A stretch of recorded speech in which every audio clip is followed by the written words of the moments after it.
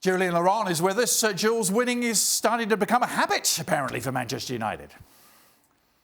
Yes, it's a good time now, Adrian. I think tonight they were always the favourite, even away from home. And the fact that Philippe Cocu and Derby rotated their team and put quite a lot of youngsters on the pitch, it made it even easier for United, where Solskjaer put a very strong side for the game tonight. So it's a good momentum for them. It's a lot of confidence going into the derby on Sunday against Man City. And I think that's what Solskjaer was looking for tonight, more than going through and facing Norwich away in the next round. It was more preparing as much as possible for the derby on Sunday.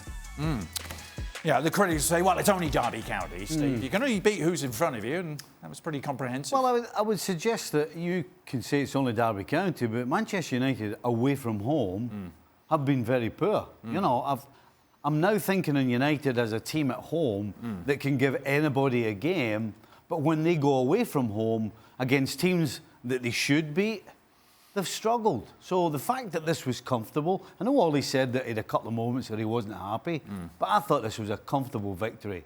And listen, United, if nothing else, have to start going away from home and actually feeling as though they can win, or at least get a result. For all the criticism that Manchester United has come in for, this is a good run for them. This is now 9 and undefeated. Yeah. And you're right, you can only beat who's put in front of you. And Derby made 4 changes from the team that won away to Sheffield Wednesday on the weekend. But that's not Manchester United's concern, especially with games to come, the Manchester Derby on the weekend. It's about getting results, even if the performances aren't that great. And listen, I understand, you know, Steve's right. Manchester United at Old Trafford certainly better on the road, but they're putting together a decent little run, including beating Chelsea at Stamford Bridge, a couple of draws in the way. Given the criticism that they've endured, this is a fantastic turn for United. Well, you talk about United having to get it done away from Old Trafford. They'll be away again in the quarterfinals. This is the final lineup. All these games available, remember, on ESPN Plus the weekend of March 21st. Arsenal against Sheffield United, City at Newcastle, United at Norwich, Chelsea at Leicester City. Interesting draw, wasn't it? Kept all the potential big boys apart. City are the firm favourites, according to the bookmakers, 8-11, despite having to go to Shaka's Newcastle. Chelsea 8-1, Arsenal 9-1, as are Manchester United. Jules, what do you make of those odds to win the FA Cup?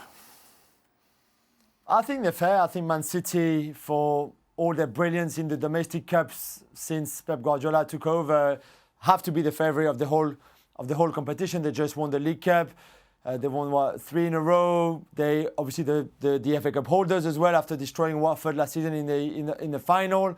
And I think with the league gone now, they will focus on the FA Cup and the Champions League. And I think they have enough depth in their squads to play 2 very strong teams in either competitions and go really far in both.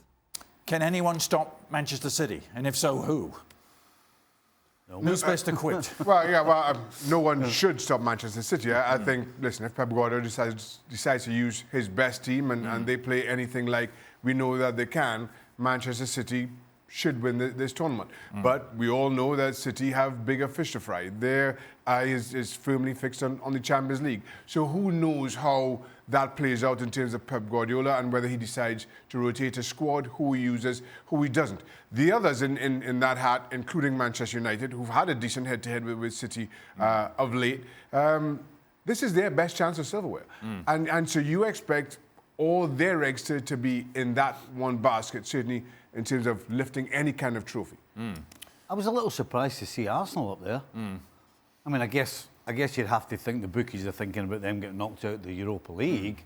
But I actually don't think Arsenal's problems are the legs. I don't think it's been able to run around. They're just not good enough, in my opinion. I think they've got too many individuals that make mistakes. So I was a little surprised to see them so high.